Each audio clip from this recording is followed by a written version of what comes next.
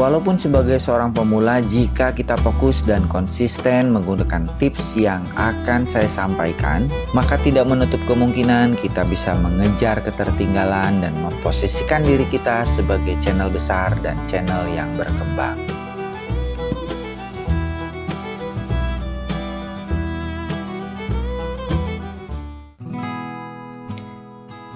Assalamualaikum warahmatullahi wabarakatuh. Seperti biasa, kita awali dengan bismillah agar apa yang saya sampaikan menjadi barokah untuk kita semua.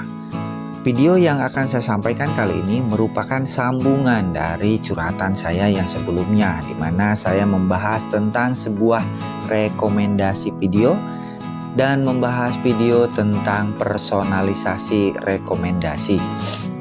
Ini adalah lanjutan versi yang ketiga, di mana kita sebagai pemula terus belajar dan terus mengembangkan diri serta mencari cara agar kita bisa mendapatkan rekomendasi dan mengejar mereka yang sudah jauh meninggalkan kita. Sebelum saya membahas tentang tips yang akan saya sampaikan, ada beberapa hal yang harus saya sampaikan agar para pendengar dan para sahabat semua memahami dengan menyeluruh jika seandainya tidak menonton video sebelumnya. Bahwa untuk mendapatkan rekomendasi dan mendapatkan performa yang baik, kita harus melalui beberapa tahapan. Tahapan yang pertama adalah kita harus sebagus mungkin dalam mengisi metadata. Kita harus seahli mungkin dalam mengembangkan SEO YouTube. Dan kita juga harus memahami tentang personalisasi rekomendasi. Di antara yang saya sebutkan tadi merupakan faktor-faktor internal yang bisa sangat mempengaruhi terhadap rekomendasi video yang diberikan oleh YouTube. Selain kualitas konten yang juga sangat menentukan, ada faktor lain yang di luar faktor internal dan faktor kualitas, yaitu diantaranya adalah faktor eksternal. Faktor eksternal ini akan saya sampaikan pada video kali ini. Maka selesaikan video ini atau tontonlah video saya sebelumnya agar sahabat semua memahami dengan menyeluruh. Bismillah, mari kita lanjutkan. Setelah kita selesai membahas tentang SEO YouTube, membahas tentang proses metadata, serta membahas tentang personalisasi rekomendasi, maka kesempatan kali ini Curhat YouTube membahas tentang faktor eksternal yang sangat mempengaruhi terhadap proses rekomendasi. Faktor eksternal ini sekali lagi jika kita fokus dan konsisten dalam menggunakannya, walaupun kita sebagai pemula tidak menutup kemungkinan kita bisa mengejar channel besar dan kita bisa menyalip di tikungan dan bisa membuat channel kita berkembang secara organik.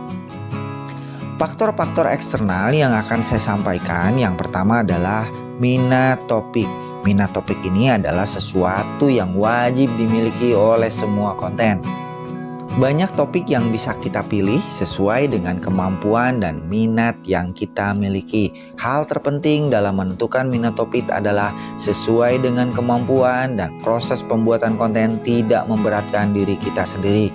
Karena rata-rata para pemula yang menyerah di perjalanan adalah mereka yang salah menentukan minat topik sehingga mereka lelah di tengah perjalanan.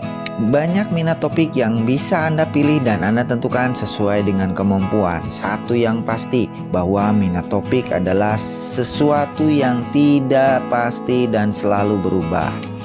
Dalam pembahasan minat topik ini ada beberapa hal yang harus saya sampaikan. Yang pertama adalah upayakan channel kita memiliki satu topik dan satu konten yang sama di semua video.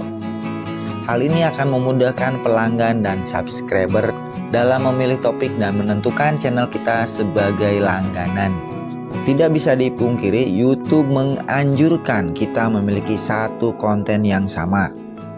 Namun, tidak bisa dipungkiri pula bahwa banyak channel campuran yang memang berhasil dalam mengembangkan channel mereka. Silahkan tentukan keputusan Anda, apakah sahabat semua menentukan satu topik di dalam channel Anda atau memang menggunakan channel campuran.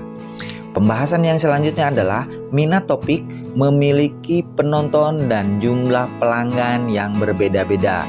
Beda topik, beda jumlah pelanggan. Beda topik, beda jumlah penonton. Dan pembahasan yang terakhir, pelanggan pada minat topik tertentu bukan merupakan sebuah kepastian, tetapi penonton dan pelanggan terhadap minat topik selalu berubah dan berkembang seiring berjalannya dengan waktu. Pada saat ini, topik A akan mendapatkan perhatian serius atau memiliki perhatian banyak.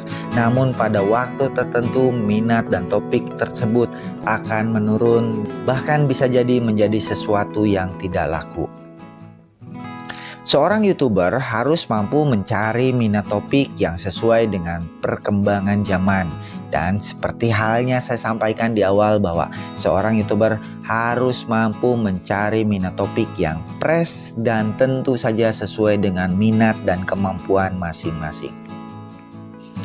Selesai kita membahas minat topik, ada faktor eksternal lain yang akan dibahas oleh Curhat YouTube. Yang kedua adalah tentang tren musiman. Tren musiman hampir sama dengan minat topik. Namun pada tren musiman ini dipengaruhi oleh faktor waktu dan faktor tren pada wilayah tertentu, pada waktu tertentu dan pada negara tertentu. Ini sama halnya dengan minat topik, bukan merupakan sebuah kepastian atau sebuah kemutlakan. Seiring dengan perkembangan sosial dan berjalannya waktu, pada waktu tertentu kita semua paham bahwa batu akik sangat merajai dunia media sosial.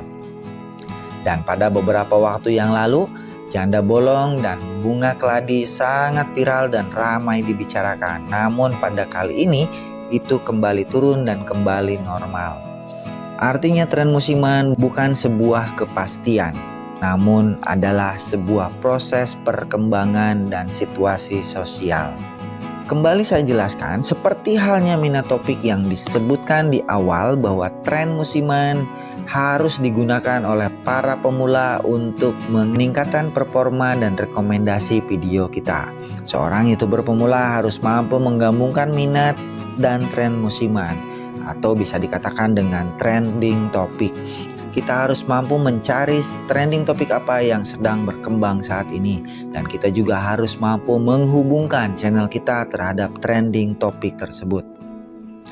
Diharapkan dengan menggabungkan trending topik terhadap konten kita, maka faktor eksternal ini akan mempengaruhi performa video kita dan pada akhirnya akan mempengaruhi rekomendasi, selain faktor internal dan faktor personalisasi yang sudah saya jelaskan pada curhatan sebelumnya. Dan faktor terakhir yang bisa kita gunakan untuk mendongkrak video dan channel kita adalah kompetisi. Dimanapun kita berada, persaingan dan kompetisi adalah sesuatu yang tidak bisa dihindari. Kita sesama YouTuber pemula memang bukan saingan, tetapi kompetisi harus tetap kita pertimbangkan. Jadikan kompetisi ini sebagai motivasi kita untuk terus memperbaiki diri. Diharapkan dengan kompetisi yang sehat, dengan kompetisi yang terus berkembang, maka kita pun terus menyehatkan channel kita dan terus mengembangkan channel yang sedang kita kembangkan. Sebagai kesimpulan di akhir curhatan, mulai fokuslah pada satu minat topik dan hubungkan minat topik yang sedang kita kembangkan terhadap tren musiman yang sedang berkembang pada kehidupan sosial. Jadikanlah kompetisi yang terjadi sebagai motivasi untuk terus memperbaiki diri. Majulah YouTuber pemula, majulah Indonesia. Assalamualaikum warahmatullahi wabarakatuh.